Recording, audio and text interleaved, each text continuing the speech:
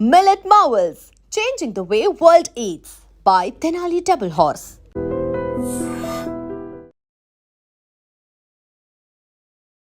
ఒక అమ్మాయిని around 20 years అప్పుడు పేషెంట్ని తీసుకొచ్చారు. బ్యాడ్ న్యూరలాజికల్ ప్రాబ్లంతో. ఆమెకు కంప్లీట్ కాళ్ళు పడిపోయాయి, ఆమె మాట్లాడలేకపోతుంది. బయట అంతా కూడా దే కుడెంట్ డయాగ్నోస్ ఇట్.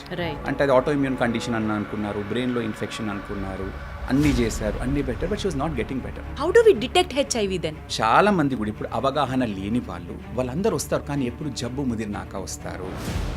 ఇప్పుడు హెచ్ఐవి ఒక్కసారి మందులతో వైరస్ కంట్రోల్ అయినాక నార్మల్ సెక్షువల్ ట్రాన్స్మిషన్తో కూడా భార్యకు రాదు. So they can have normal sexual intercourse with the wife. ఒక హెచ్ఐవి పేషెంట్కి ఉండే హెచ్ఐవి సిమ్టమ్స్ ఏంటి సార్ టు స్టార్ట్ విత్? ఒక మనిషికి హెచ్ఐవి వచ్చి అది ముదిరినాక ఎయిడ్స్ అంటాం. 60-70 కేజెస్ ఉన్న మనిషి విపరీతంగా లూజ్ మోషన్స్ అయిపోయి 70 కేజెస్ ఉన్నవాడు 50 కేజెస్. ఎందుకు అంత డిఫరెన్స్ ఉంటుంది ఒక్కొక్కళ్ళలో? అసలు ఏం జరుగుతుంది బాడీలో? ఒక మనిషి ఇది 200 కంటే తగ్గినప్పుడు, అంటే ఇన్ఫెక్షన్ అది వచ్చినప్పుడు హెచ్ఐవి ఈ వీటిని స్లోగా తగ్గిస్తుంది. హెచ్ఐవి పేషెంట్ని కనుక ముద్దు పెట్టుకుంటే హెచ్ఐవి వచ్చే అవకాశాలు ఉన్నాయా? ఒకటి లిప్ కిస్ అట్లా చేసినప్పుడు ఎవరైనా హెచ్ఐవి పేషెంట్కి లోపల బాగా బ్లీడింగ్ లాగుంటే అది కూడా 0.1 to 0.2% రిస్క్ ఉంటుంది. ఇప్పుడు హాస్టల్స్లో బాయ్స్ ఉంటూ ఉంటారు కదా, సో ఆ రేజర్స్ యూజ్ చేసుకున్నది ఒకళ్ళు వాడుతూ ఇంకొకళ్ళు వాడింది మధ్యలో కట్ అయినా సరే అవి కూడా ఈక్వల్గా అంతే ప్రామినెంటా ట్రాన్స్మిషన్ అవ్వడానికి? హెచ్ఐవి అనేది వైరస్ బయట అంత ఎర్లీగా సర్వైవ్ అవ్వదు. కాండమ్స్ యూజ్ చేస్తూ కనుక సెక్స్ చేస్తే హెచ్ఐవి రాదు అన్నది మనం బల్లగుద్ది చెప్పచ్చా? Best way to protect is using condoms. హెచ్ఐవికి ఎయిడ్స్కి డిఫరెన్స్ ఏంటి సార్? సార్ నాకు హెచ్ఐవి ఉంది, ఇది పోదా అని చాలా మంది భయపడి ఒకటే చెప్తాను. హెచ్ఐవి అనేది ఇప్పుడు బీపీ లేదా హైపర్ టెన్షన్ లేదా డయాబెటీస్ లాగా. డ్రగ్స్ యూజ్ చేయడం సెక్స్ టైంలో ఎంఎస్ఎం గ్రూప్స్ మధ్యలో ఇప్పుడు ఇది ఒక అలార్మింగ్ ట్రెండ్గా మారింది, ఇండియా వైడ్ గ్లోబల్ వైడ్ అని చెప్తున్నారు. They have this uninhibited behaviour, they have group sex. ఇట్లా ఉన్నప్పుడు obviously when you are multiple people multiple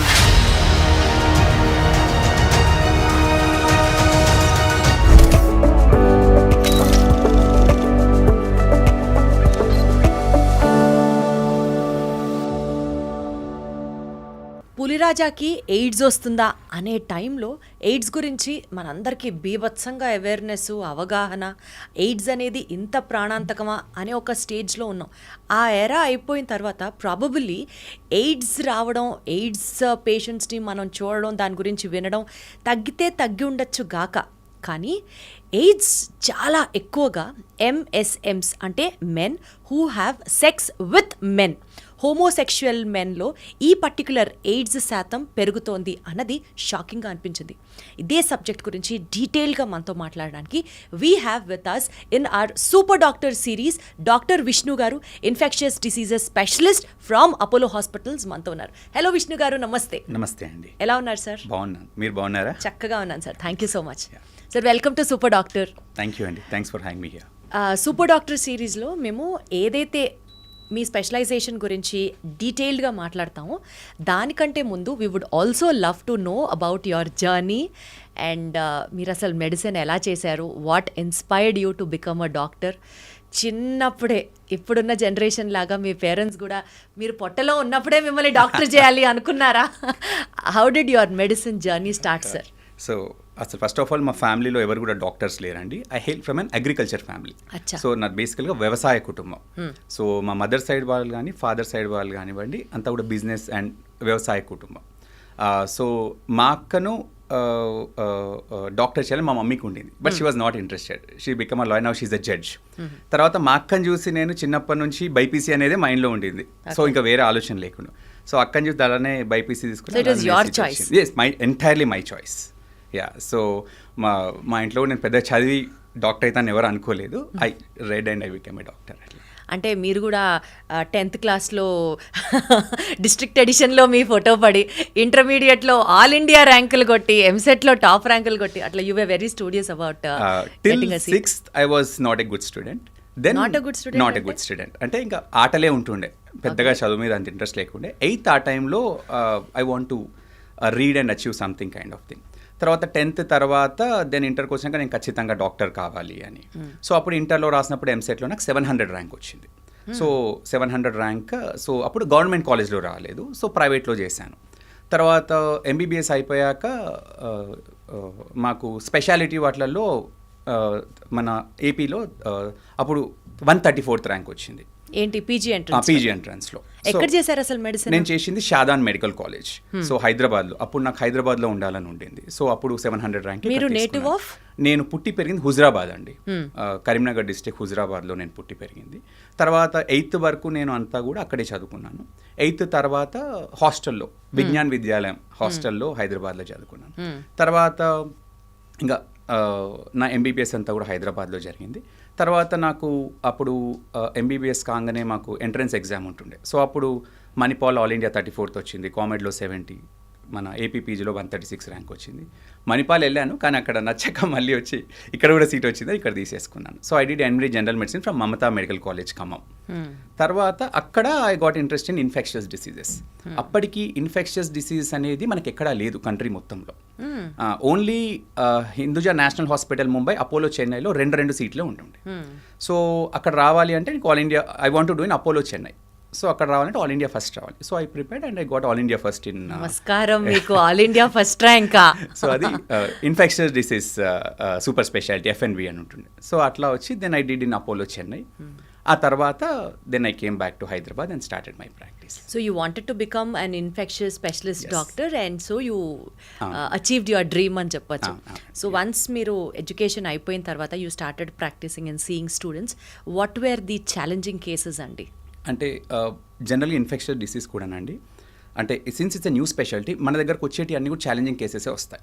ఇప్పుడు ఇన్ఫెక్షన్స్లో రెగ్యులర్ మలేరియాలు, డెంగూలు, కాఫ్ కోల్డ్ ఇవన్నీ జనరల్ మెడిసిన్ దగ్గర వాళ్ళు ట్రీట్ చేసేస్తారు. ఏవైతే కాంప్లెక్స్ కేసెస్, అంటే ఇప్పుడు జ్వరం వస్తుంది కానీ కారణం తెలియదు, లేదా డిఫికల్ట్ టు ట్రీట్ ఇన్ఫెక్షన్స్, లేదా హెచ్ఐవిలో మల్టిపుల్ ఇన్ఫెక్షన్స్ ఉన్నవాళ్ళు, లేదా ఆర్గాన్ ట్రాన్స్ప్లాంట్ చేసిన తర్వాత వచ్చే ఇన్ఫెక్షన్స్ చాలా కాంప్లికేటెడ్ ఉంటాయి. ఇట్లాంటివన్నీ ఒక ఇన్ఫెక్షస్ డిసీజ్ డాక్టర్ దగ్గరికి వస్తాయి. So infectious disease doctor job is like a detective. So it is very interesting. అంటే మనకు అంటే ఒక 1+1 మ్యాథ్స్ లాగా ఉంటుంది. సో ఈ పేషెంట్ ఫీవర్ వస్తుంటే తగ్గదు, ఓకే ఈ ఫైండింగ్స్ ఉన్నాయి, ఇది ఉన్నాయి, సో ఇవి పాసిబిలిటీస్ అని ఒక మ్యాథమెటిక్స్ లాగా ఉంటుంది. సో ప్రతి case what we deal you get lot of pleasure out of it, kick వస్తుంది ఖచ్చితంగా. So all infection most of the cases what we see are difficult cases, challenging cases. అంటే ఇప్పుడు now that మీరు అందులోనే specialisation చేశారు కాబట్టి irrespective of మిగిలిన వాళ్ళు ఎవరు చూసినా చూడకపోయినా ఆ కిక్ ఉంటుంది చూడండి, నేను ఇది చేశాను, it is because I am there, I could do this అని అనిపించిన సిచ్యువేషన్ ఏదన్నా ఒకటి ఎక్స్ప్లెయిన్ చేయండి. అంటే అట్లా ఫస్ట్ నుంచి చాలా ఉన్నాయండి. అంటే ఏదైనా కూడా అంటే ఇప్పుడు ఫర్ ఎగ్జాంపుల్ కొన్ని కేసెస్ ఉంటాయండి, కొన్ని రేర్ కేసెస్ ఉంటాయి, ఎవరు డయాగ్నోస్ చేయలేరు. ద పేషెంట్ ఒక 20 మంది దగ్గర తిరిగి ఉంటారు.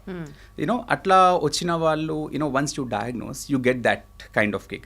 ఫర్ ఎగ్జాంపుల్ మీరు కేసెస్ అంటే చాలా ఉన్నాయి, బట్ ఒక్కటి చెప్పాలంటే related to HIV which I was అంటే ఒక అమ్మాయిని అరౌండ్ 20 years అప్పుడు పేషెంట్ని తీసుకొచ్చారు బ్యాడ్ న్యూరలాజికల్ ప్రాబ్లమ్తో. ఆమెకు కంప్లీట్ కాళ్ళు పడిపోయాయి, ఆమె మాట్లాడలేకపోతుంది. బయట అంతా కూడా దే కుడెంట్ డయాగ్నోస్ ఇట్. అంటే అది ఆటో ఇమ్యూన్ కండిషన్ అని అనుకున్నారు, బ్రెయిన్లో ఇన్ఫెక్షన్ అనుకున్నారు, అన్నీ చేశారు, అన్నీ better, but she was not getting better. So ఆ పేషెంట్ వీల్ చైర్లో నా దగ్గరకు వచ్చింది. నేను అంతా కూడా హిస్టరీ తీసుకుంటున్నాను, ఎందుకు అవుతుంది, అప్పటికే 15 డాక్టర్స్ చూసేశారు. So then I asked me అమ్మ నాన్న ఎవరు అని అడిగాను. అంటే వాళ్ళ రిటర్న్ వచ్చారు, మేమే అని చెప్పారు. నాకు I felt that could this be HIV positive, but 19 years ఎందుకు రావాలి అని. దెన్ తర్వాత ఇన్ డీటెయిల్ అడిగితే లేదు సార్, మేము పెంచిన పేరెంట్స్, వాళ్ళ అమ్మ నాన్న చిన్నప్పుడే చనిపోయారు, నేను వాళ్ళ చిన్నమని పెద్దనాన్నమని, అంటే వాళ్ళని మా దగ్గర పెరిగింది అని. దెన్ ఐ థాట్ ఎలా చనిపోయారు అంటే మాకు తెలియదు సార్, అప్పుడు వాళ్ళు చనిపోయారు అన్నారు. Then I thought could this be HIV, తల్లి నుంచి అప్పుడు వచ్చి ఉంటుంది, ప్రోగ్రెస్ అయి ఉంటుంది అని I suspected and as HIV testing, then it has come positive. So ఆ అమ్మాయికి పుట్టుకతోనుంది, it was not identified, it progress to such an extent. తర్వాత మెడికేషన్స్తో we could make her survive, కానీ తనకు కొద్దిగా లింబ్ అబ్నార్మాలిటీస్ ఉన్నాయి, but we could make her survive. అంటే that diagnosis and that history made, ఎవరు కూడా ఎందుకు అడుగుతారు నువ్వు మీకు పుట్టిన బేబీ అయినా, అవన్నీ కూడా వాళ్ళు చెప్పరు, out of the box. So then అంతవరకు కూడా మేం పేరెంట్స్ అనే చెప్పారు వాళ్ళు. తర్వాత కూడా అదే హిస్టరీ తీసేసుకుంటారు తప్ప అంటే అడగరు కదా అండి, వాళ్ళు బాగానే ఉన్నారు కదా అనుకుంటారు. సో దెన్ అడిగితే వాళ్ళ సన్ చెప్పాడు యాక్చువల్గా మా దగ్గర పెరుగుతుంది, వాళ్ళ పేరెంట్స్ చిన్నప్పుడే చనిపోయారు. So they are so nice people that they don't even అంటే చిన్నమ్మని కూడా అనిపించారు, అమ్మ నాన్ననే పిలుస్తారు. So that's how we could identify. So ఈ క్వశ్చన్ అడిగిన ప్రతిసారి మీ చైర్లోకి వచ్చిన ప్రతి guest as a doctor respect towards doctor ఎన్ని ఫోల్డ్స్ ఇంక్రీజ్ అవుతుందో నేను చెప్పలేనండి. బికాజ్ అందుకనే అంటూ ఉంటారేమో డాక్టర్స్ అంటే నిజంగా దేవుళ్ళు అని. ప్రతి ఎపిసోడ్లో I make sure I tell this because so much respect I have towards doctors. And thank you very much, thanks for that confidence. Yes, మీరు ఎటు హెచ్ఐవి కేసే చెప్పారు కాబట్టి getting in to the subject. Sir, అసలు బేసికల్గా might be HIV అని మీరే అన్నారు చూసారా, నాకు ఈ సిమ్టమ్స్ ఇలా అనిపిస్తున్నాయని. సో ఒక హెచ్ఐవి పేషెంట్కి ఉండే హెచ్ఐవి సిమ్టమ్స్ ఏంటి sir to start with? I think you ask very good question అండి. ఇప్పుడు హెచ్ఐవిలో కూడా అండి ఎర్లీ హెచ్ఐవి, లేట్ హెచ్ఐవి. మీరు ఎయిడ్స్ అని చెప్తున్నారు. ఒక మనిషికి హెచ్ఐవి వచ్చి అది ముదిరినాక ఎయిడ్స్ అంటాం.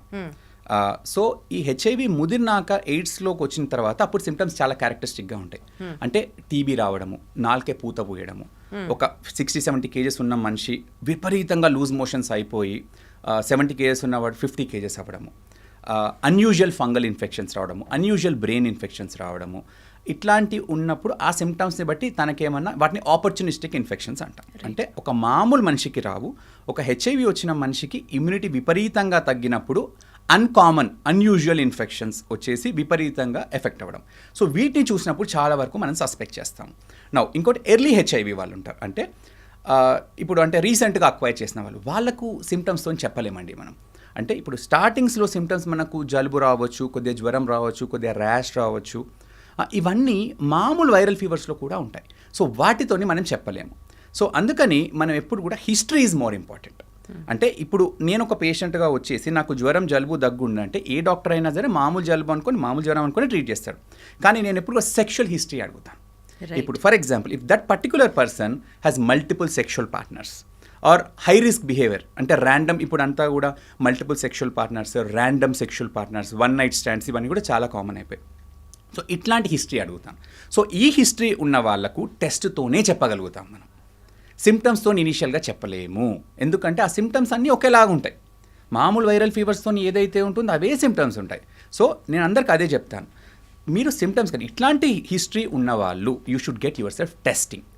టెస్ట్తోనే ఎర్లీగా మనం ఉందా లేదా చెప్పగలుగుతాము. అది ముదిరినాక అప్పుడు అన్ని సిమ్టమ్స్ వస్తాయి, బట్ అప్పుడు ఆల్రెడీ లేట్. స్టిల్ అప్పటికి కూడా మనం చాలా బాగా ట్రీట్ చేయొచ్చు, కానీ ఎర్లీగా డయాగ్నోస్ చేయాలంటే మాత్రము సిమ్టమ్స్తోని చేయలేము. It should be based on testing.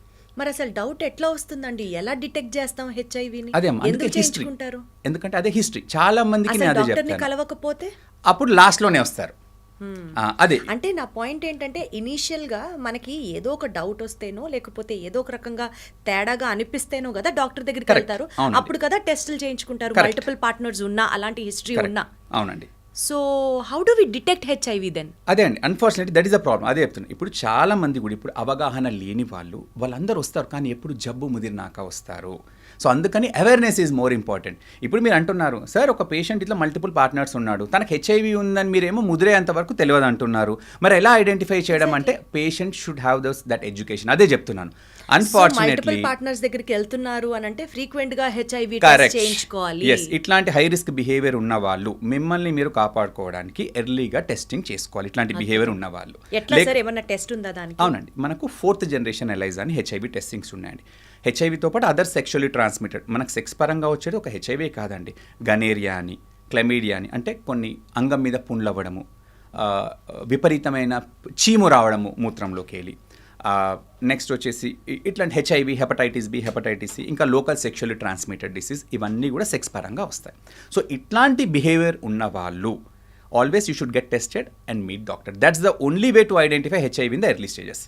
ఒక మనిషికి హెచ్ఐవి వచ్చినాక అది ముదరడానికి 3 సంవత్సరాలు పట్టచ్చు, 5 సంవత్సరాలు పట్టచ్చు, కొందరు 10 సంవత్సరాలు పట్టచ్చు. సో చాలామంది నా దగ్గరకు వస్తారు ఇట్లాంటి హిస్టరీ ఉన్న వాళ్ళు, సార్ నేను నా లైఫ్లో ఒక్కసారి కూడా నేను అసలు డాక్టర్ దగ్గరికి పోలేదు సార్, ఏంటి సార్ ఇప్పుడు వస్తేనేమో నాకు మొత్తం బాడీ అంతా ఇన్ఫెక్షన్, ఇంత ఎందుకైనానంటే చెప్పాను కదండి, ఆ హెచ్ఐవి ముదిరేంత వరకు అందరిలాగానే ఉంటారు. ముదిరినప్పుడు ఒక 2-3 మంత్స్లోనే విపరీతమైన టీబీ రావడము, అంతా బయోడి పాకపోవడము, లూజ్ మోషన్స్ రావడము, వీటంతో సిగ్నిఫికెంట్గా డిటోరియేట్ అవుతారు. అంటే ఏంటి సార్ ఈ హెచ్ఐవి వైరస్ యొక్క ఫిజియాలజీ ఇన్సైడ్ ది బాడీ ఏం జరుగుతుంది? వన్స్ వైరస్ బాడీలోకి ఎంటర్ అయిన తర్వాత కొందరికి మీరు అన్నట్లు 6 నెలలు, 3 ఏళ్ళు, 5 ఏళ్ళు, ఎందుకు అంత డిఫరెన్స్ ఉంటుంది ఒక్కొక్కళ్ళలో? అసలు ఏం జరుగుతుంది బాడీలో? నార్మల్గా అండి, ఇప్పుడు హెచ్ఐవి అనేది మన బాడీకి ఎంటర్ అయినాక మనకు రోగ నిరోధక శక్తికి CD4 సెల్స్ అని ఉంటాయి. సింపుల్, మన రోగ నిరోధక శక్తిని మెజర్ చేసి CD4 సెల్స్. రైట్ ఇవి మనకు నార్మల్గా 5 లేదా 600 కంటే ఎక్కువ ఉంటాయి. రైట్. ఇవి ఒక మనిషి ఇది 200 కంటే తగ్గినప్పుడు, అంటే ఇన్ఫెక్షన్ అది వచ్చినప్పుడు హెచ్ఐవి ఈ వీటిని స్లోగా తగ్గిస్తుంటుంది. స్లోగా తగ్గించినప్పుడు ఇప్పుడు ఎప్పుడైతే 200 కంటే తగ్గుతాయో అప్పుడు మన CD4 సెల్స్ విపరీతంగా మన రోగ నిరోధక శక్తి తగ్గిపోతుంది. అప్పుడు ఈజీగా టీబీ రావడము, ఒక మామూలుగా లూజ్ మోషన్స్ మనకు వస్తే 1 or 2 డేస్లో తగ్గిపోతాయి. కానీ మన ఇమ్యూనిటీ లేకపోవడం వల్ల అది నెలల తరబడిపోవడము, వారాల తరబడిపోవడము, నాలుకంతా పూత పోయడం, ఇదంతా మీకు నాకు ఎందుకు అవ్వదంటే మన ఇమ్యూనిటీ నార్మల్గా ఉంటుంది కాబట్టి our body it self will fight. So అలా అయినప్పుడు ఆ సిమ్టమ్స్ అన్నీ బయటకు వస్తాయి. Now each person is different. ఇప్పుడు మన ఇంట్లో సింపుల్ అండి, ఇప్పుడు మీ ఇంట్లో 4 ఉన్నారనుకోండి, జలుబు వచ్చింది అనుకోండి, ఒకరికి ఒకటే రోజు తగ్గిపోతుంది, ఒకరికి వారం ఉంటుంది, ఒకరికి 4-5 రోజులు ఉంటుంది. ఎందుకు అట్లా అంటే each person is different, each immunity is different. So ఒక్కొక్క పర్సన్ని బట్టి కొందరికి ఇమ్యూనిటీ బాగా ఉన్న వాళ్ళు, జెనెటిక్స్ బాగా ఇమ్యూనిటీ బాగున్న వాళ్ళకి 10 సంవత్సరాలు పట్టవచ్చు, కొందరికి 3 సంవత్సరాలు ప్రోగ్రెస్ అవుతారు, కొందరు 5 సంవత్సరాలు పడుతుంది. So each person is different depending on his own immunity. ఆ ప్రోగ్రెషన్ అనేది vary from person to person.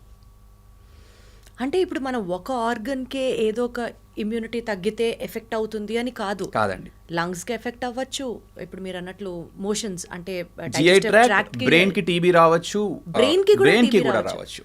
So చాలా కామన్ ఆపర్చునిస్టిక్ ఇన్ఫెక్షన్ ట్యూబర్క్లోసిస్ అండి. మన గవర్నమెంట్ రికమెండేషన్స్ ప్రకారం ఎవరికి టీబీ వచ్చినా 2 పరీక్షలు ఖచ్చితంగా చేస్తాం. ఒకటి డయాబెటీస్, ఇంకోటి హెచ్ఐవి. సో నార్మల్ పేషెంట్స్కి కూడా టీబీ రావచ్చు, కానీ హెచ్ఐవిస్లో ఎక్కువ రిస్క్ ఉంటుంది, ఎందుకంటే వాళ్ళకు ఇమ్యూనిటీ తక్కువ ఉంటుంది కాబట్టి. అండ్ చాలా మందికి టీబీ లంగ్స్లో వస్తుంది. హెచ్ఐవిలో లంగ్స్ బయట కూడా ఎక్కువగా వస్తుంది, అంటే బ్రెయిన్కి రావచ్చు, మనకి ఇక్కడ లింఫ్ నోడ్స్ లాగా ఇక్కడ రావచ్చు, లేదా పొట్టలో రావచ్చు. సో బాడీలో ఎక్కడైనా టీబీ రావచ్చు. Got it sir. సార్ ఇప్పుడు ఒక హెచ్ఐవి పేషెంట్ని కనుక ముద్దు పెట్టుకుంటే హెచ్ఐవి వచ్చే అవకాశాలు ఉన్నాయా? ఇది కూడా మంచి ప్రశ్న అండి. ఇప్పుడు ఫర్ ఎగ్జాంపుల్ నాకు పేషెంట్స్ ఉంటారండి, తండ్రి పాజిటివ్, బాబుకు లేదు. వాళ్ళు క్వశ్చన్స్ అడుగుతారు, సార్ నా బాబు నాతోనే ఉంటాడు, నా ఒళ్ళో పడుకుంటాడు, నేను ముద్దు కూడా ఇస్తాను, తినిపిస్తాను, నా వల్ల బాబుకి ప్రాబ్లం ఉంటుందా? నా ఫస్ట్ థింగ్ అండి, హెచ్ఐవి అనేది మెయిన్గా సెక్షువల్ ట్రాన్స్మిషన్ అండి, సెక్షువల్గానే ట్రాన్స్మిట్ అవుతుంది. అంటే హెచ్ఐవి అనేది మన చెమటలో ఉండదు, మన కంటి నీరులో ఉండదు, మన లాలాజలంలో ఉండదు, మన యూరిన్ అండ్ మోషన్లో ఉండదు. సో ఒక హెచ్ఐవి పేషెంట్ వాడిన బాత్రూమ్ వాడడంతో హెచ్ఐవి రాదు. ఒక హెచ్ఐవి తిన్న కంచంలో ఉంటే హెచ్ఐవి తింటే రాదు. ఒక తండ్రి పిల్లాడిని ముద్దు పెట్టుకుంటే హెచ్ఐవి రాదు. ఓకే, అండ్ ఎత్తుకుంటే, చెమట ఉందనుకోండి, ఎత్తుకుంటే అలా రాదు. టవల్ సోప్ యూజ్ చేయడం వల్ల హెచ్ఐవి సంక్రమించదు. నౌ ఒకటేందంటే, ఒకటి లిప్ కిస్ అట్లా చేసినప్పుడు ఎవరైనా హెచ్ఐవి పేషెంట్కి లోపల బాగా బ్లీడింగ్ లాగుంటే అది కూడా 0.1 to 0.2% రిస్క్ ఉంటుంది. అంతేగాని ఇన్ జనరల్ కిసెస్తోని హెచ్ఐవి ట్రాన్స్మిట్ అవ్వదు. So it is mainly sexual intercourse. అందులో కూడా అండి, సో సెక్షువల్ ఇంటర్కోర్స్లో కూడా యానల్ ఇంటర్కోర్స్ తోటి హైయెస్ట్ రిస్క్ ఉంటుంది.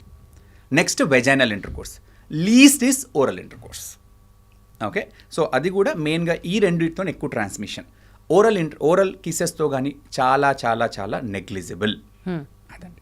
Right sir. ఇప్పుడు మీరు ఏదైతే అన్నారో సెక్షువల్ ఇంటర్కోర్స్ అని, కాండమ్స్ యూజ్ చేస్తూ కనుక సెక్స్ చేస్తే హెచ్ఐవి రాదు అన్నది మనం బల్లగుద్ది చెప్పచ్చా?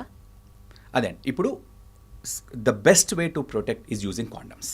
ఓకే, ఎఫెక్టివ్గా కాండమ్ వాడితే హెచ్ఐవి అనేది ఆల్మోస్ట్ రాదండి. కానీ చాలా వరకు ఇప్పుడు ఒకవేళ కాండమ్ చిరేయడం కానీ ఇట్లాంటి ఏమైనా కొద్దిగా రిస్క్ ఉంటుంది.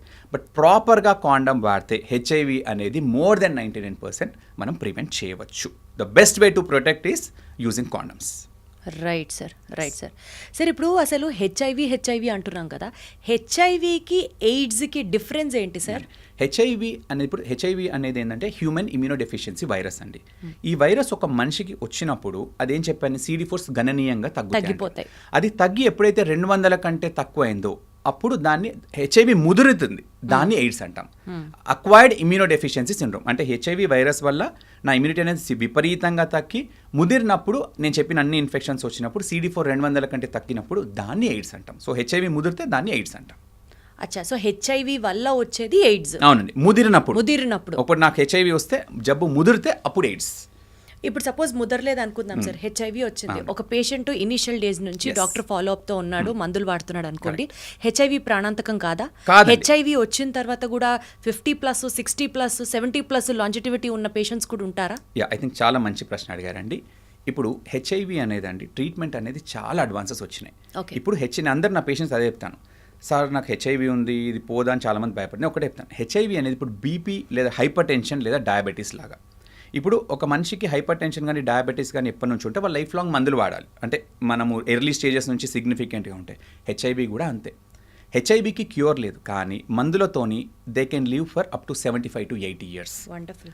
హెచ్ఐవి వచ్చిన వాళ్ళు హెచ్ఐవితో ఇప్పుడు ఇంతకుముందు హెచ్ఐవి వచ్చిన వాళ్ళు మందులు లేక హెచ్ఐవితో చనిపోయే వాళ్ళు గణనీయంగా ఉంటుండే. ఇప్పుడు హెచ్ఐవి వచ్చిన వాళ్ళు అందరిలాగానే బతికి ముసల్తనాన పోతున్నారు, అంటే వేరే other disease like heart disease కానివ్వండి, ఇట్లా అందరిలాగా పోతున్నారు. కానీ హెచ్ఐవి వచ్చి హెచ్ఐవి వల్ల చనిపోయే వాళ్ళు గణనీయంగా తగ్గిపోయారు. అంటే సార్ ఇప్పుడు హెచ్ఐవి వచ్చేది మల్టిపుల్ సెక్షువల్ పార్ట్నర్స్ వల్లే అన్నది ఇక్కడ మనం క్లియర్గా అర్థం చేసుకోవచ్చుగా. హెచ్ఐవి వచ్చింది అని అంటే it is only because of the sexual intercourses with multiple that partners. Is majority of the case అండి. బట్ అదర్వైజ్ హెచ్ఐవి ఎలా వస్తుంది? అదే majority sexual transmission, number 1. Number 2 blood transfusions. Especially ఇప్పుడు మనం కూడా అండి, ఇప్పుడు బ్లడ్ ట్రాన్స్ఫ్యూజన్స్, ఇప్పుడు ఫర్ ఎగ్జాంపుల్ నాకు ఏదైనా ఆపరేషన్ అయింది అనుకోండి, నాకు బ్లడ్ లేదు, బ్లడ్ బ్యాంక్లోకి వెళ్ళి తెచ్చారు. అయితే ఇప్పుడు ఆ ప్రతి బ్లడ్ ప్రోడక్ట్స్ని బాగా స్క్రీన్ చేస్తారు. అయితే స్క్రీన్ చేసేవారు కూడా ఇప్పుడు కొన్ని అడ్వాన్స్ సెంటర్స్లలో పీసీఆర్ చేస్తారు. పీసీఆర్ అంటే 11 రోజుల నుంచి ఐడెంటిఫై చేస్తుంది. కొన్నిట్లలో 4th జనరేషన్ ఎలైజాస్ చేస్తారు, అవి నెల తర్వాత ఐడెంటిఫై చేస్తుంది. ఒకవేళ ఎవరైనా కూడా ఎర్లీగా బ్లడ్ ఇచ్చారో, అంటే ఎర్లీగా వచ్చినప్పుడు ఇచ్చినా, లేదా పెరిఫరల్ సెంటర్స్లో సరిగ్గా స్క్రీన్ చేయకపోయినా బ్లడ్ రిలేటెడ్ హెచ్ఐవి ట్రాన్స్మిషన్ జరిగే ఛాన్స్ ఉంటుంది. కానీ అదంతా ఒకప్పుడు అండి, ఇప్పుడు గణనీయంగా తగ్గిపోయాయి. ఎందుకంటే ఇప్పుడు ప్రతి ఏరియాస్లో బాగా స్క్రీన్ చేస్తున్నారు, సో బ్లడ్ ట్రాన్స్మిషన్ గణనీయంగా తగ్గిపోయింది. ఇది number 2. Number 3 IV drug abuse. ఇప్పుడు ఇది ఈ ప్రాబ్లం అంతా లక్కీగా మన తెలంగాణ, ఆంధ్ర స్టేట్స్లో లేవండి. ఈ north eastern states, Mizoram, Nagaland, Manipur, ఇక్కడ ఈ ఐవి డ్రగ్ అబ్యూస్, ఇంకోటి పంజాబ్, ఇక్కడ ఐవి డ్రగ్ అబ్యూస్ అనేది it's a big problem for them. ఇప్పుడు ఇన్ఫ్యాక్ట్ ఇప్పుడు మన ప్రివలెన్స్ ఆఫ్ హెచ్ఐవి చూస్తే ఈ నార్త్ ఈస్టర్న్ స్టేట్స్లో విపరీతంగా ఉంది. ఎందుకంటే అక్కడ ఐవి డ్రగ్ అబ్యూస్ అనేది బాగా పెరిగిపోయింది. ఐవి డ్రగ్ అబ్యూస్ అంటే ఇప్పుడు ఒక మనిషి తన డ్రగ్స్ తీసుకుంటాడు, అదే మల్టిపుల్ వీళ్ళు షేర్ చేసుకుంటారు, అదే నీడిల్ దాంతోనే. సో ఈ డ్రగ్ ఇష్యూ ప్రాబ్లమ్స్ ఉన్న వాళ్ళకు వాళ్ళ సెక్షువల్ కూడా చాలా ఉంటుంది వాళ్ళకి, అంటే వాళ్ళు డ్రగ్స్కి అలవాటు అయి ఉంటారు. So they also have multiple partners, ఇట్లాంటివి ఉండే ఛాన్స్. సో ఇట్లా సూది పెట్టుకుని ఇమీడియట్గా ఇట్లా తీసుకునే వరకు ఈ రిలేటెడ్ హెచ్ఐవి ట్రాన్స్మిషన్ అనేది కూడా ఒక ఎంటిటీ. అంటే నీడిల్ నుంచి కూడా హెచ్ఐవి ట్రాన్స్మిషన్ జరగచ్చు అంటున్నారు. ఎస్, ఎస్పెషల్లీ డాక్టర్స్కి, నర్సెస్కి ఎక్కువ రిస్క్ ఉంటుంది. ఇప్పుడు మేము హెచ్ఐవి పేషెంట్ నీడిల్ బ్లడ్ తీస్తున్నాం, టక్కున బై మిస్టేక్ కూర్చుకుంది అనుకోండి, it is 0.3% by needle transmission. అదేంటంటే వాళ్ళు అప్పుడప్పుడే తీసుకుని అట్లా కంటిన్యూస్గా షేర్ చేసుకోవడం, వాళ్ళు నీడిల్స్ని, ఎందుకంటే వాళ్ళు అంతా కూడా కొద్దిగా హోమ్లెస్ పీపుల్ ఉంటారు, అదంతా. సో కొత్త నీడిల్స్ అట్లాంటిది ఏముండదు, ఏది పడితే తీసేసుకుంటుంటారు. సరే ఇప్పుడు హాస్టల్స్లో బాయ్స్ ఉంటూ ఉంటారు కదా, సో ఆ రేజర్స్ యూజ్ చేసుకున్నది ఒకళ్ళు వాడుతూ ఇంకొకళ్ళు వాడింది మధ్యలో కట్ అయినా సరే అవి కూడా ఈక్వల్గా అంతే ప్రామినెంటా ట్రాన్స్మిషన్? ఇన్ జనరల్ అమ్మా, హెచ్ఐవి అనేది వైరస్ బయట అంత ఎర్లీగా సర్వైవ్ అవ్వదు. అచ్చా. హెపటైటిస్ బి అలా ట్రాన్స్మిషన్ ఎక్కువ ఉంటుంది. Hepatitis B is highly transmission. అంటే ఇప్పుడు హెపటైటిస్ బి జనరల్గా ఏందండి అంటే, ఇప్పుడు సిస్టర్స్లో, ఇప్పుడు ఇంట్లో 2 సిస్టర్స్ ఉన్నారనుకోండి, సిస్టర్స్లో ఒక సిస్టర్ కుంటే ఇంకో సిస్టర్, ఎందుకంటే వాళ్ళు ఇయర్ రింగ్స్ షేర్ చేసుకోవడం కానీ ఇట్లా నెక్లెస్ షేర్ చేసుకోవడం. ఎందుకంటే హెపటైటిస్ బి వైరస్ అనేది ఈ వాటి మీద కొద్ది ఎక్కువ రోజులు సర్వైవ్ అవుతుంది. హెచ్ఐవి ఏంటంటే బయటకు వచ్చాక ఎక్కువ సర్వైవ్ అవ్వదు. సో ఈ సింపుల్ ఈ వీటి మార్చుకోవడం కానివ్వండి, వాటితో తక్కువ chances. But fresh grass cuts ఉన్నప్పుడు చెప్పాను కదండి 0.3% ఛాన్స్ ఉంటుంది. కానీ that is more with hepatitis B. In general అంటే బ్రదర్కి ఉంటే సిస్టర్కి రావడము, లేదా ఇట్లాంటి హెపటైటిస్ బిలో ఎక్కువగా చూస్తాం. కామన్ ఇట్లాంటి షేర్ చేసుకోవడం వల్ల దానికి ఎక్కువ ఛాన్స్ ఉంటుంది. But HIV is not like that. HIV is predominantly sexual transmission. And ఇవంటే ఏంటంటే వాళ్ళు అదే పని చేసుకుంటూ ఉంటారు. సో అందుకని ఈ ఐవి డ్రగ్ అబ్యూస్ వాళ్ళకి ఎక్కువ వస్తుంది. కానీ ఇంట్లో ఒక బ్రదర్స్, ఒక హస్బెండ్కి పాజిటివ్ ఉంది, ఆ పిల్లలకు అంత ఈజీగా రాదు, అంటే ఎత్తుకోవడం వల్ల, ముద్దాడడం వల్ల, అట్లా అసలు ఆల్మోస్ట్ నెగ్లిజిబుల్. సరే, ఇది సెక్షువల్లీ ట్రాన్స్మిటెడ్ డిసీజ్ అని మీరు అంత ఫోకస్డ్గా చెప్తున్నారు కాబట్టి ఒక కామన్ ప్రాక్టీసర్, అంటే ఇది మనం మాట్లాడుకోవడానికి చాలా హాస్యాస్పదంగా ఉండొచ్చు కాక but this still exist in many bachelor రూమ్స్లో కానీ లేకపోతే బాయ్స్ హాస్టల్స్లో కానీ కొంతమంది తెలుసో తెలియకో ఇన్నర్ వేర్ని కూడా they share with the other persons. అది ఒక సేఫ్ ప్రాక్టీస్ కాదు అని తెలుసు కానీ బట్ హెచ్ఐవికి సంబంధించి దానివల్ల కూడా ప్రమాదం ఉందా లేదా? ఇన్ జనరల్ అమ్మ లేదు. చెప్పాను కదమ్మా, హెచ్ఐవి అనేది బయట ఎక్కువగా సర్వైవ్ అవ్వదు. So that is a bad practice, obviously that is a bad practice. But as such HIV clothes share చేసుకోవడంతోనూ వాట్ షేర్ చేసుకోవడంతోనూ ఇన్ జనరల్ జరగదు. అవ్వదు. Okay, done sir. సార్ ఇందాక మీరు మాట్లాడుతూ ఎంఎస్ఎంస్ గురించి ఒక ప్రస్తావన తీసుకొచ్చారు, men having sex with men.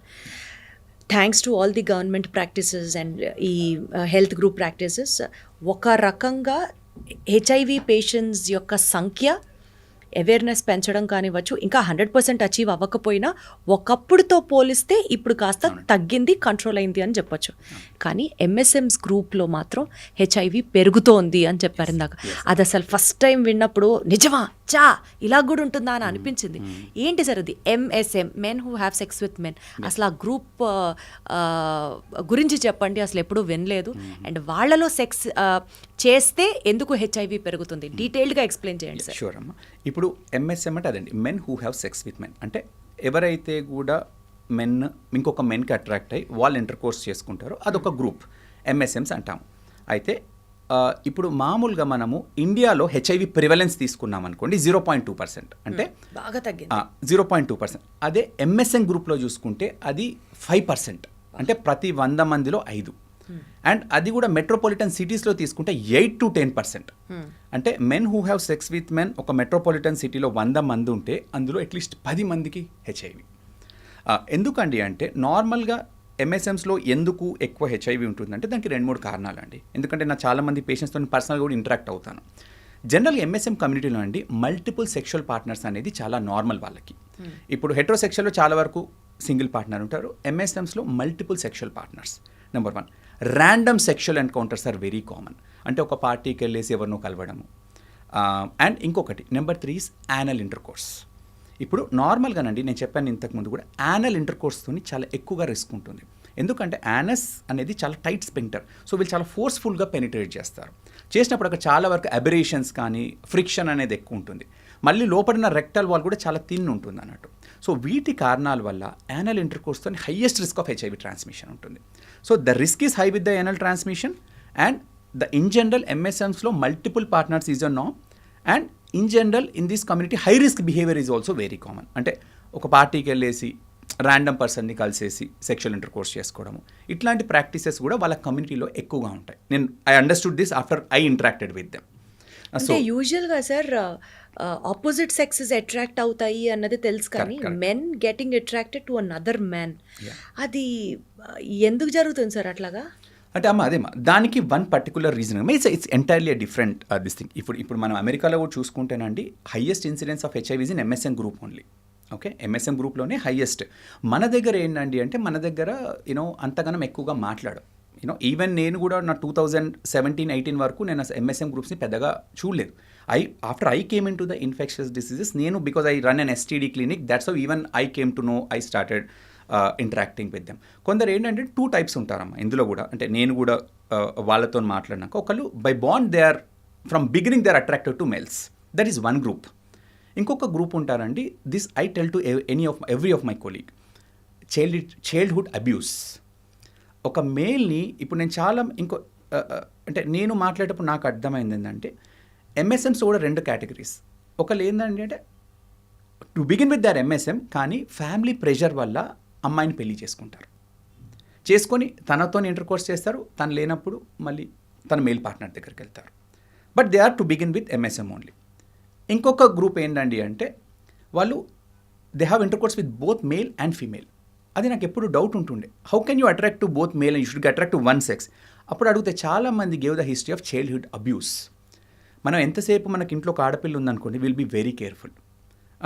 అమ్మాయి పాప టైంకి వస్తుంది, మన అబ్నార్మల్గా అది ఉందా అనేది, పాప మాట్లాడుకుంటే ఎందుకు అనేవన్నీ మనం మాట్లాడతాం. కానీ అది ఒక అబ్బాయి పిల్ల, ఒక మేల్ బాబు ఉన్నాం, మేము పెద్దగా పట్టించుకోం, వాళ్ళు వెళ్ళి ఆడుకుంటారు. కానీ ఈయన అందరికీ అది చెప్తారు, మేల్ అబ్యూస్ అని. ఇట్లా చిన్నపిల్లలు ఎవరైతే మేల్స్ ఉంటారో వాళ్ళని వాళ్ళ రిలేటివ్స్ అబ్యూస్ చేయడము, ఎవరో సీనియర్ అబ్యూస్ చేయడము, వార్డెన్స్ అబ్యూస్ చేయడము, పక్కింటోడు అబ్యూస్ చేయడము, ఇది ఇట్స్ ఎ ఎంటిటీ. అది చేయడం వల్ల ఫస్ట్ టైం వాళ్ళు they get confuse in there orientation, and after they grow they like both males and female and they get confused. So this is one entity which I learned after talking to many of my patients. So నేను అందరికీ అది చెప్తాను, మనం male child ఉంటే పెద్దగా పట్టించుకోం, but always this is the other entity you need to keep. Childhood abuse, that also makes them confuse and have both partners.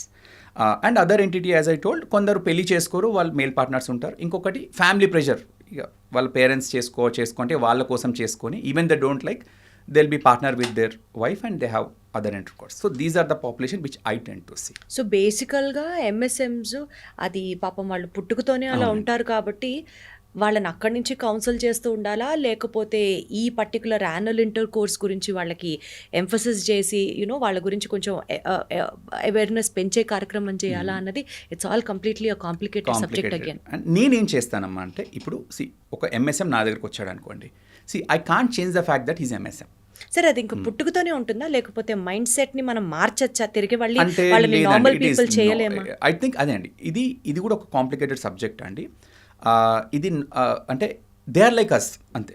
ఇప్పుడు they are born different, so we have to respect it అంతే. మనము ఒక person తను చిన్నప్పటి నుంచి మేల్కి attract అయ్యే person మనం కౌన్సిలింగ్ ఏదో చేసి మార్చడం అనేది it is not been accepted anywhere.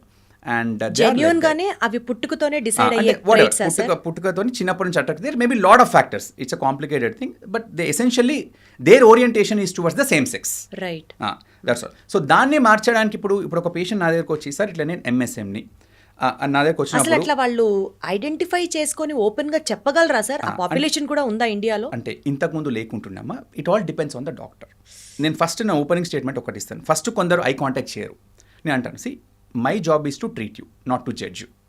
నాకు క్లియర్గా చెప్తాను, మీరు నా దగ్గర కొంతకు వచ్చింది నా హెల్ప్ కోసం. నేను హెల్ప్ వచ్చినప్పుడు my job should be help the patient, not to judge him. నువ్వు ఎంఎస్ఎం అయినా when you treat with equal respect, patient will develop confidence. That is what is patient doctor relation. Doctor నా పని వాళ్ళకి help చేయడం, judge చేయడం కాదు. So ఇప్పుడు ఏంటమ్మా అంటే, వాళ్ళు వచ్చి ఇట్లా చెప్పినప్పుడు నేను వాళ్ళని నువ్వు సెక్షువల్ స్టేటస్ మార్చుకోమని చెప్పలేను. That is not possible. It will be stupidity if I tell that. So what I tell is that ఎంఎస్ఎమ్స్కి చూడండి, మీరు try to have a single partner. జనరల్గా నేను ఏం చేస్తాను, మీరు రిస్క్ అంతా తగ్గించుకోండి. జనరల్గా ఇప్పుడు మీకు multiple partners, don't go for multiple partners, go for a single partner and whom you can trust. మీరు డైరెక్ట్ ర్యాండమ్గా కాకుండా ఒక పర్సన్ని తెలుసుకొని travel with him and get to know each other. Both of you get tested. On top of it use protection, then have intercourse and get yourself tested every 3 to 6 months. This is the best way I can prevent them from getting STDs. కాకుండా వాళ్ళు అట్లా అంటే చాలామంది నవ్వుతారు, sir మా కమ్యూనిటీలో అసలు అట్లాంటిది ఉండదు సార్, సింగిల్ పార్ట్నర్స్ మాకు దొరకరు, మాకు multiple partners this is the only way అప్పుడు నేను ఏం చేస్తానంటే ఐ గివ్ ఫర్దర్. సరే ఇప్పుడు నువ్వు ఏమంటున్నావు సార్, అది కాదు, నేను నా బిహేవియర్ని కంట్రోల్ చేసుకోలేను అన్నప్పుడు I give other steps to protect him. So ఇప్పుడు ఫర్ ఎగ్జాంపుల్ వాళ్ళకి కొన్ని వ్యాక్సిన్స్ వేస్తాం. ఇప్పుడు హెచ్పివి వ్యాక్సిన్ మీరు వినే ఉంటారు, ఫీమేల్స్లో సర్వైకల్ క్యాన్సర్ వ్యాక్సిన్ ఎట్లానో ఎంఎస్ఎమ్స్లో you can get HPV and cause anal cancers. So మేల్స్లో కూడా ఆ వ్యాక్సిన్ వేస్తాం. That is a one vaccine preventable STD. Then hepatitis B is vaccine preventable. అవి 2 వ్యాక్సిన్స్ వేస్తాను. ప్లస్ నేను అన్ని జాగ్రత్తలు చెప్తాను. Avoid random partners, always use protection. And ఇంకోటి ప్రెప్ అని ఉంటుంది, ప్రీ ఎక్స్పోజర్ ప్రొఫైలాక్సిస్. అంటే ఇట్లాంటి హై రిస్క్ బిహేవియర్ ఉండి వాళ్ళు కంట్రోల్ చేసుకుని వాళ్ళకి ఒక గోలీ కూడా ఉంటుంది. అంటే ఆ గోలీ చూడు క్లియర్గా చెప్తాను, ఈ మెడిసిన్ ఇచ్చినా కదా అని ఇది నీకు it should not give you a licence to have uninhibited behaviour. ఇది as an additional layer of protection to protect you from getting HIV. So ఇవన్నీ జాగ్రత్తలతో పాటు కొన్ని మెడిసిన్స్ కూడా ఇస్తాము, కొన్ని వ్యాక్సిన్స్ ఇస్తాము. అండ్ దెన్ ఎవ్రీ 3-2 months వాళ్ళని చెక్ చేసుకుంటాం. ఏమన్నా వస్తే ఇమీడియట్గా అడ్రస్ చేస్తాము. అట్లీస్ట్ అంతవరకు వాళ్ళకి కొంచెం ఒక సేఫ్ జోన్ డాక్టర్ దగ్గరికి రావడానికి. సరే, ఎస్పెషల్లీ ఎంఎస్ఎం గ్రూప్స్ గురించి మాట్లాడుతున్నాం కాబట్టి కేమ్ సెక్స్ అని చెప్పి సెక్స్ జరిగే టైంలో కొన్ని డ్రగ్స్ యూజ్ చేయడం వల్ల ఈ డ్రగ్స్ వల్లే వాళ్ళకి హెచ్ఐవి వస్తుంది. These are the emerging risk factors for HIV. And ఈ ట్రెండ్ డ్రగ్స్ యూజ్ చేయడం సెక్స్ టైంలో ఎంఎస్ఎం గ్రూప్స్ మధ్యలో ఇప్పుడు ఇది ఒక అలార్మింగ్ ట్రెండ్గా మారింది, ఇండియా వైడ్ గ్లోబల్ వైడ్ అని చెప్తున్నారు. Yeah. దీని గురించి ఒకసారి ఇన్ఫర్మేషన్ చెప్పండి సార్. అట్లీస్ట్ అమ్మ మన దగ్గర చూసే పేషెంట్స్ కెమ్సెక్స్ ఎక్కువ మంది రిపోర్ట్ చేయట్లేదు. ఇప్పుడు 2 థింగ్స్ అండి. ఇప్పుడు ఏమైనా ఇంజెక్టబుల్ ఫామ్స్లో తీసుకునేటి షేర్ చేసుకోవడం వల్ల నేను చెప్పాను కదండి ఐవీ డ్రగ్ అబ్యూస్, అట్లా హెచ్ఐవి ట్రాన్స్మిట్ అయ్యే ఛాన్స్ ఉంటుంది. ఈ కొన్ని కెమ్సెట్స్ పర్ఫార్మెన్స్ ఎన్హాన్సింగ్ మెడికేషన్స్ ఉంటాయి where they can have longer duration and all. అట్లాంటివి వాడినప్పుడు ఆబ్వియస్ కదండి, వాళ్ళు అట్లాంటి డ్రగ్స్ తీసుకున్నప్పుడు they have multiple people, they indulge in the sexual intercourse for longer time. So obviously the longer the exposure to an anal intercourse, the higher is the transmission of HIV if that partner has it. So ఇట్లాంటి drugs వాడడం కూడా they have the behaviour is more and the behaviour is uninhibited. So దానివల్ల obviously వీళ్ళకి risk ఎక్కువ ఉంటుంది. కానీ అది drugs వల్ల కాదండి. డ్రగ్స్ వల్ల ఒక హెచ్ఐవి ఉన్న పేషెంట్ డ్రగ్ నీడిల్ షేర్ చేసుకొని ఇంకొక పేషెంట్ తీసుకుంటూ వస్తుంది. వాళ్ళు ఆ పర్ఫార్మెన్స్ ఎన్హాన్సింగ్ డ్రగ్స్ వల్ల వాళ్ళు ఎక్కువసేపు they have this uninhibited behaviour, they have group sex. ఇట్లా ఉన్నప్పుడు obviously when you are multiple people, multiple you can never know who has yes, what. Correct. So sir ఇప్పుడు బేసికల్గా ఇండియాలో ఎయిడ్స్ క్యాంపెయిన్ ఒక full స్ట్రెచ్లో చేసేవారు. ఇందాక నా ఇంట్రొడక్షన్లో చెప్పినట్లుగా పులిరాజాకి ఎయిడ్స్ వస్తుందా అన్నది అసలు it was like blast.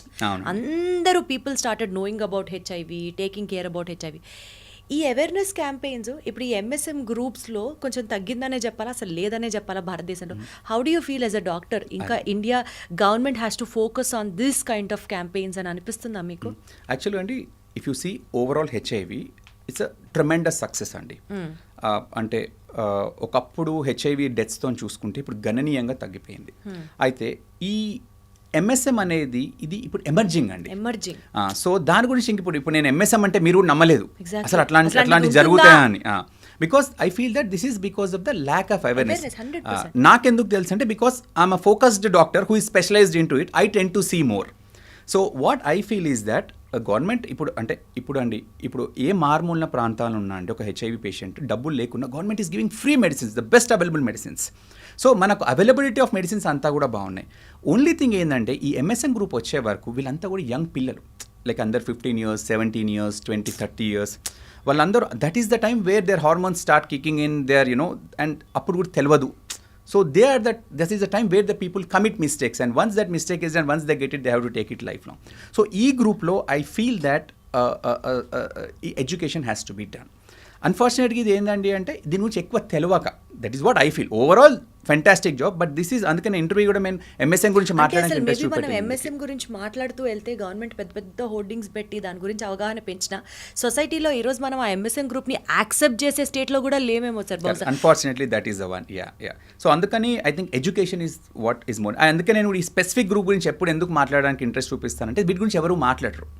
Nobody likes to talk about this, but that message should pass. ఎందుకంటే వాళ్ళందరూ యంగ్ పేషెంట్స్ ఉంటారు, అవన్నీ కూడా ప్రివెంటబుల్. చాలా వరకు మనం ప్రివెంట్ చేయవచ్చు. వ్యాక్సిన్స్ ఉన్నాయి, ప్రెప్స్ ఉన్నాయి.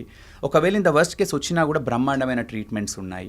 ఇవన్నీ వాళ్ళకు ఫోకస్డ్ గ్రూప్కి తెలియాల్సి ఉంటుంది. అన్ఫార్చునేట్లీ సార్ ఇప్పుడు హెచ్ఐవి వచ్చింది, హెచ్ఐవి పాజిటివ్ అనుకుందాం, ఆ పర్టికులర్ పేషెంట్ ఇంకా లైఫ్ లాంగ్ హెచ్ఐవి మెడిసిన్స్ వాడాల్సిందేనా, ఆర్ ఒక 6 months వాడే ఆపేయచ్చు, 1 year వాడే ఆపేయచ్చు, అట్లా ఉంటుందా? లేదు, ఒకసారి చెప్పాను, హెచ్ఐవి అనేది లాంగ్ టర్మ్ మేనేజబుల్ కండిషన్. ఒక మనిషికి హెచ్ఐవి వచ్చినాక దానికి క్యూర్ లేదు. అదే మీరు డిసప్పాయింట్ అవ్వదు, అదే చెప్తున్నాను. పేషెంట్ అలానే డిసప్పాయింట్ నేను అదే చెప్తాను. ఇప్పుడు నాకు ఒక పేషెంట్ వస్తాడు, ఆయనకు బీపీ ఉంటుంది, షుగర్ ఉంటుంది, 7 గోళీలు తీసుకుంటుంటాడు, వాటన్నిటికీ ప్రాబ్లం ఉండదు. నేను రాసే హెచ్ఐవికి ఒకటే పిల్లిస్తాం, దానికే ప్రాబ్లం అని చెప్తాను. అదే చెప్తాను, అమ్మ ఇప్పుడు మా నాన్నగారికి నేను చిన్నప్పటి నుంచి మా నాన్నగారికి హైపర్ టెన్షన్ ఉంది, డయాబెటీస్ ఉంది, మా నాన్నకు 2 సార్లు హార్ట్ అటాక్ వచ్చింది, 2 సార్లు స్ట్రోక్ వచ్చింది, ఇప్పటికీ మంచిగా ఉన్నారు, అప్పటి నుంచి మందులు వేసుకుంటున్నారు. ఓకే, ఇది కూడా అంతే. అంటే హెచ్ఐవి వచ్చింది ఉంది అని యాక్సెప్ట్ చేయడానికి కూడా సోషల్ స్టిగ్మా అడ్డొస్తుంది కదా సార్. అదే చెప్తాను. ఇప్పుడు I always want to take the best out of it. ఇప్పుడు ఫర్ ఎగ్జాంపుల్ నాకు ఒక జబ్బు వచ్చి దానికి నేను ట్రీట్మెంట్ ఏం చేయలేను, నేను చనిపోతాను అనుకుంటే I have to SIT cry and all. I'm telling you, నీకు ఈ జబ్బు వచ్చిన తర్వాత నీకు నేను 10 గోళీలు రాయను, ఒకటే పిల్ రాస్తాను. అది నువ్వు సరిగ్గా వేసుకుంటే you can live for 75-80 years like any other person, right? Your quality of life will be the same. All you need to take is single పిల్. అండ్ ఇప్పుడు కూడా అండి, ఇప్పుడు హెచ్ఐవి ఒక్కసారి మందులతో వైరస్ కంట్రోల్ అయినాక నార్మల్ సెక్షువల్ ట్రాన్స్మిషన్తో కూడా భార్యకు రాదు. So they can have normal sexual intercourse with the wife, and they can have and భార్యకు రాకుండా పిల్లాడికి రాదు, పిల్లాడికి లేదా పాపకి.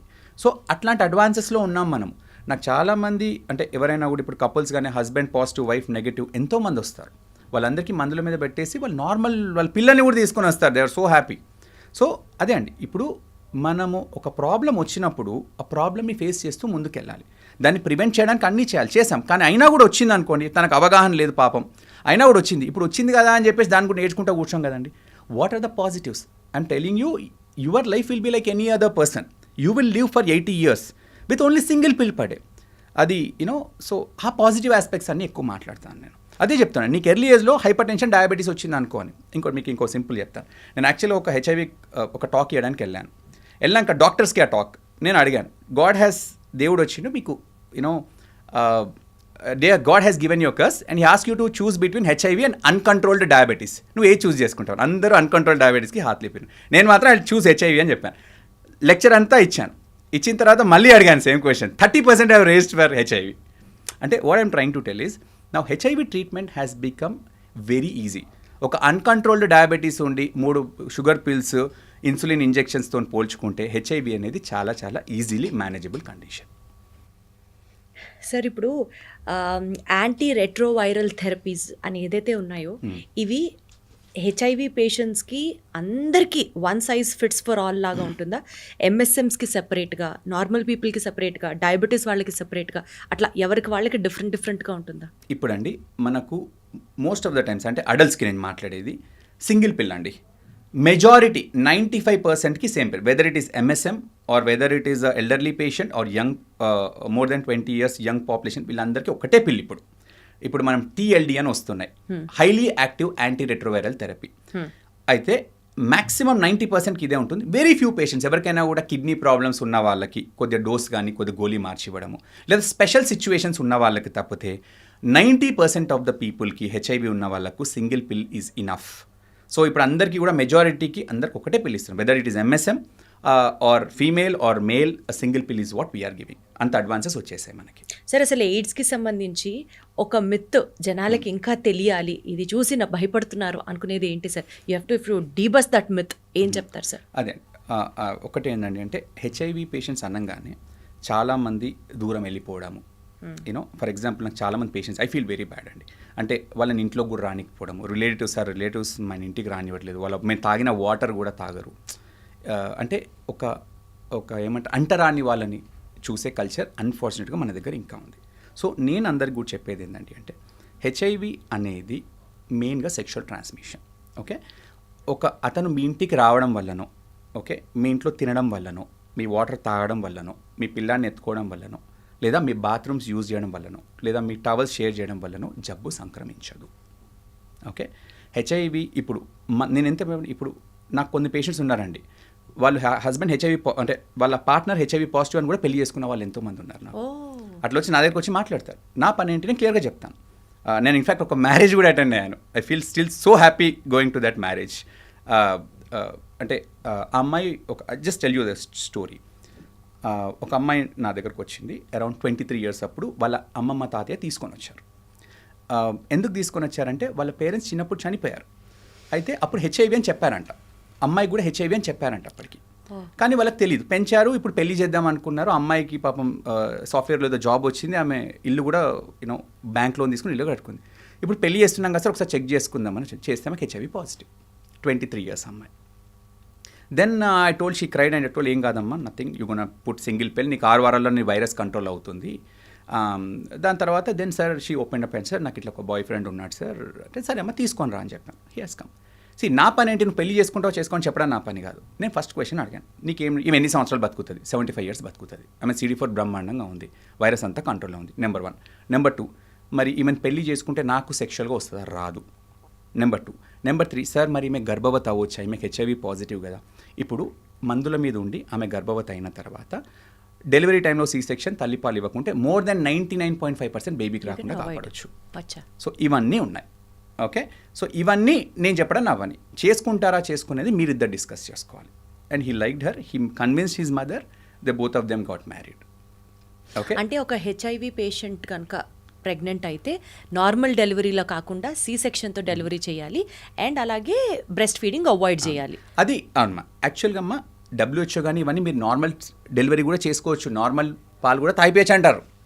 ఓకే, అది కాకుండా ఏంటంటే WHO రికమెండేషన్స్ అన్నీ కూడా లో middle income countries, African countries, అక్కడ వాళ్ళకు అంత ఉండదు కాబట్టి. కానీ ఇక్కడ అందరూ కూడా డబ్బా పాలు ఎఫర్ట్ చేయగలుగుతారు. సో ఈవెన్ ఆ 0.12 రిస్క్ కూడా నేను తీసుకోను. సో అట్లా చేసినా కూడా ఏం కాదు. కానీ బట్ అయిన private setting we don't even want to take that 0.1-0.2%. So అలా ఎంతోమంది కపుల్స్, ఎంతోమంది పిల్లల్ని తీసుకోవాలి, పిల్లలు పెద్దగా వాళ్ళతో వస్తూ ఉంటారు. HIV పేషెంట్స్ కూడా Yes. పెళ్లి చేసుకోవచ్చు, వాళ్ళు కూడా రెగ్యులర్ లైఫ్ లీడ్ చేసి పిల్లల్ని కూడా కనొచ్చు, provided you should always tell the partner. Right. ఎప్పుడైనా కూడా అండి ఒక HIV పాజిటివ్ పర్సన్ అంటే పార్ట్నర్కి చెప్పాలి. చెప్పకుండా చేసుకోవడం అని నేనైతే అసలు ఎంకరేజ్ చేయను. చెప్పండి, వాళ్ళ సమ్మతి తీసుకోండి, వాళ్ళకి డౌట్స్ ఉంటే తీసుకొని రండి. ఐ టెల్ ద డిసీజ్ గురించి చెప్తాను. బికాస్ అల్టిమేట్లీ ఎవరికైనా కూడా చెప్పి ఇట్లాంటి చెప్పకుండా చేయడం అనేది ఇట్స్ నాట్ కరెక్ట్. సో బేసికల్గా వాళ్ళని అన్టచబుల్స్గా చూడడం అనేది మాత్రం చాలా అరాచకం అన్నది మీరు చెప్తున్న point sir. It is a crime I would say. అది పాపం అండి సీరియస్లీ. బికాస్ అసలు జబ్బు ట్రీట్ చేయడం చాలా ఈజీ అండి. లాట్ ఆఫ్ పీపుల్ వాళ్ళు అసలు సార్ ఒక పేషెంట్ అయితే సార్ నాకు ఇంత డబ్బు ఉంది, నేను మా అక్కయ్య వాళ్ళ ఇంటికి వెళ్ళలేను, వాళ్ళ పిల్లల్ని చూడలేను, నన్ను రానివ్వరు అంటే you feel very bad.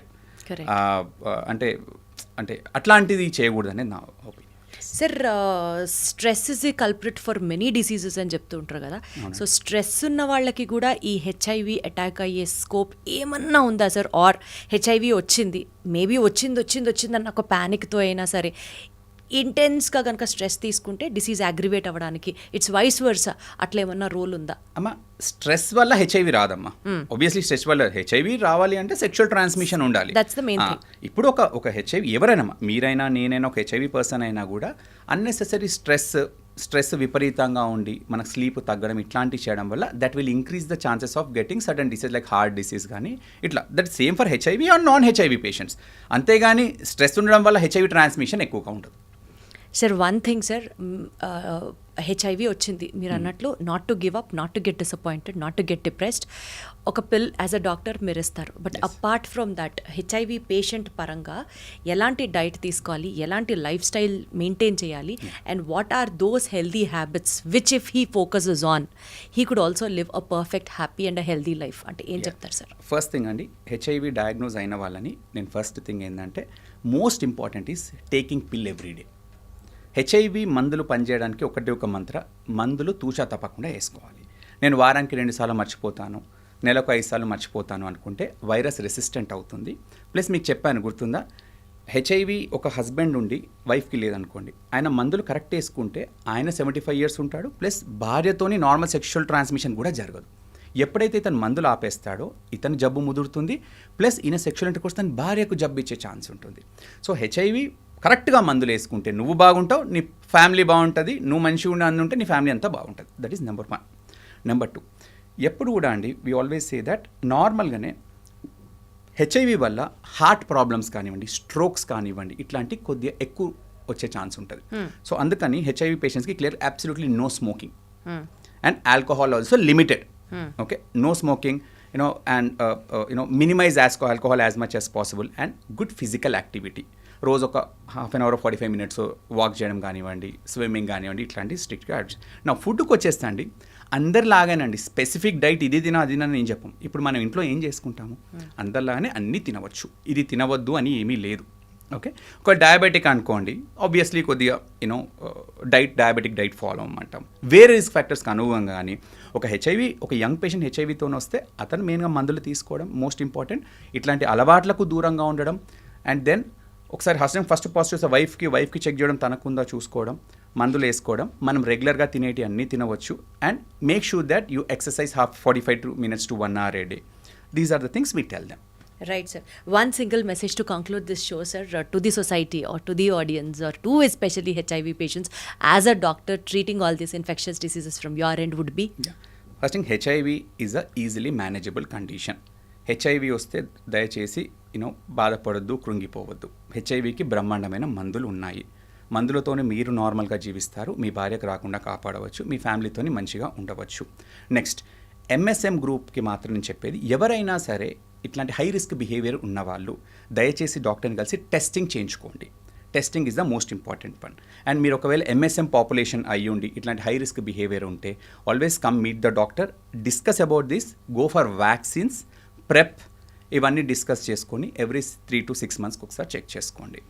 And most important is stay away from drugs, smoking, and always make sure that you exercise for half an hour to 1 hour a day, and with that you will be like any other person. Wonderful sir, thank you so much. Thank you, and ఒక right. కొత్త topic గురించి మమ్మల్ని enlighten చేయడంతో పాటు nothing to worry, Yeah. Not to give up అని ఒక ray of hope ఇచ్చారు మీ మాటల్లో. Thank you so much. Thank More power to you, sir. you.